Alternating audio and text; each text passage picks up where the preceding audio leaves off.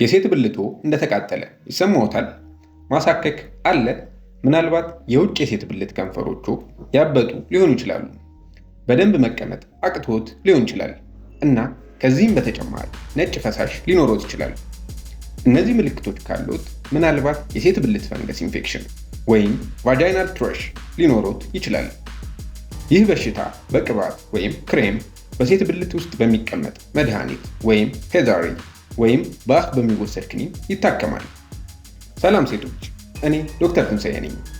ወደ ቻናሌ እንኳን በደህና መጣችሁ። በዚህ ቪዲዮ ስለ ቫጃይናል ትረሽ ወይም ስለ ሴት ብልት ፈንገስ ኢንፌክሽን እናወራለን። ስለ በሽታው ምንነት፣ ለምን እንደሚከሰት፣ እንዴት እንደሚታከም፣ እንዴት እንደምንከላከለውና መቼ ሐኪም ማማከር እንዳለባችሁ እንመለከታለን። የሴት ብልት ፈንገስ ኢንፌክሽን ምን ያህል የተለመደ ነው? የፈንገስ ኢንፌክሽን ካለብዎ አይፈሩ። ብዙ ሴቶች የፈንገስ ኢንፌክሽን እንዳለባቸው ሲነገራቸው በጣም ንጽህናዬን እጠብቃለሁ፣ ይህ እንዴት ሊሆን ይችላል ይላሉ። እኔ የምለው ግን ረጋ በሉ፣ ይህ ትራሽ ብቻ ነው። በእውነቱ 75 በመቶ የሚሆኑ ሴቶች በሕይወታቸው ቢያንስ አንድ ጊዜ ይህ ችግር ያጋጥማቸዋል። የፈንገስ ኢንፌክሽን ወይም ትራሽ ምንድን ነው? ይህ የተለመደ በሽታ ነው። የሚያሳፍር አይደለም። ይህ ማለት አንድ መጥፎ ነገር አድርገዋል ማለት አይደለም። ትረሽ ካንዲዳ በተባለ ፈንገስ ወይም ይስት የሚመጣ የሴት ብልት ኢንፌክሽን ነው። ካንዲዳ የፈንገስ ቤተሰብ ነው። ከእነዚህም መካከል አንዱ ካንዲዳ አልቢካንስ የሚባለው ዝርያ ከ80 እስከ 90 በመቶ የሚሆነውን የፈንገስ ኢንፌክሽን ያስከትላል። ይህ ፈንገስ አንዳንድ ጊዜ በተፈጥሮ በሴት ብልት ውስጥ ይገኛል።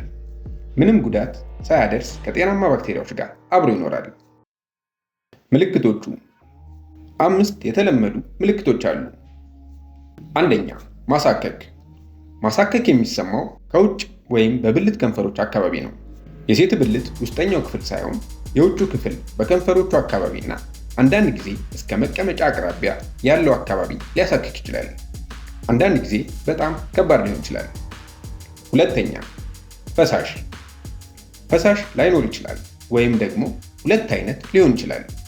አንደኛው እንደ ወፈር ያለ ነጭ ክሬም የሚመስል፣ ሁለተኛው ደግሞ እንደ እርጎ ወይም አይብ የሚመስል ነው። ብዙ ጊዜ ሽታ የለውም። ሶስተኛ፣ ህመም ወይም ቁስለት። የሴት ብልት አካባቢ ሊያብጥ ወይም ሊቆስል ይችላል። ይህም ሲቀመጡ ወይም ሲጸዳዱ ህመም ይኖረዋል። አራተኛ፣ የሽንት ህመም። የሴት ብልት አካባቢ ሲቆስል ሽንት ሲሸኑ የሽንት ቧንቧው ላይ የሚነካው ፈሳሽ በጣም ሊያቃጥል ይችላል። ይህ ብዙ ጊዜ ከሽንት ቧንቧ ኢንፌክሽን ጋር ተመሳሳይ የሆነ ምልክት ስለሆነ ያሳስታል። አምስተኛ፣ የግብረ ስጋ ግንኙነት ህመም። አካባቢው ስለሚቆስል ግንኙነት ማድረግ ህመም ሊኖረው ይችላል። ለምን ይከሰታል? ይህ በግብረ ስጋ ግንኙነት የሚተላለፍ በሽታ አይደለም። ፈንገስ በተፈጥሮ በሰውነታችን ውስጥ ይኖራል።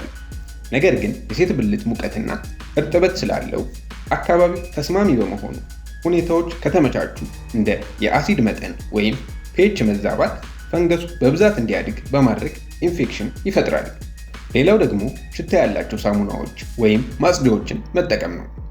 የቅርብ ጊዜ የጸረ ባክቴሪያ ወይም አንቲባዮቲክ መድኃኒት መጠቀም ጥሩ ባክቴሪያዎችን ስለሚገድል የፈንገስ ኢንፌክሽን እንዲፈጠር ሊያደርግ ይችላል። በተጨማሪም የስኳር በሽታ በተለይ ቁጥጥር ያልተደረገበት ከሆነ የፈንገስ ኢንፌክሽን እንዲከሰት ምክንያት ሊሆን ይችላል። እንዴት መታከም ይቻላል? አንደኛ፣ ሕክምና አለመፈለግ። ምንም ምልክት ከሌሎት መታከም አያስፈልግም። ሁለተኛ፣ በራስ ማከም። ፋርማሲ ውስጥ የሚገዙ መድኃኒቶችን መጠቀም ማለትም ክሬም፣ የሴት ብልት ውስጥ የሚቀመጡ ክኒኖች ወይም በአፍ የሚወሰድ መድኃኒት። ሶስተኛ፣ ሐኪም ማማከር። ምልክቶቹ ከባድ ከሆኑ ወይም ካልተሻሻሉ ወደ ሐኪም ጋር መሄድ ይኖርቦታል። ማሳሰቢያ፣ ክሬሙን ሲጠቀሙ በጥንቃቄ ይጠቀሙ። በግብረ ስጋ ግንኙነት ወቅት ኮንዶም የሚጠቀሙ ከሆነ ክሬሙ ኮንዶሙን ሊያበላሸው ስለሚችል ጥንቃቄ አድርጉ። መቼ ነው ሐኪም ማማከር ያለብዎ? እርጉዝ ከሆኑ፣ የስኳር በሽታ ካለብዎ፣ የበሽታ መከላከል አቅሙ ዝቅተኛ ከሆነ፣ የመጀመሪያ ጊዜዎት ከሆነ፣ ከ16 ዓመት በታች ወይም ከ60 ዓመት በላይ ከሆኑ እና ምልክቶቹ በ2 ሳምንታት ውስጥ ካልተሻሻሉ ወይም ከ4 ጊዜ በላይ በዓመት ውስጥ የሚደጋገም ከሆነ ሐኪሞን ማማከር ይኖርቦታል።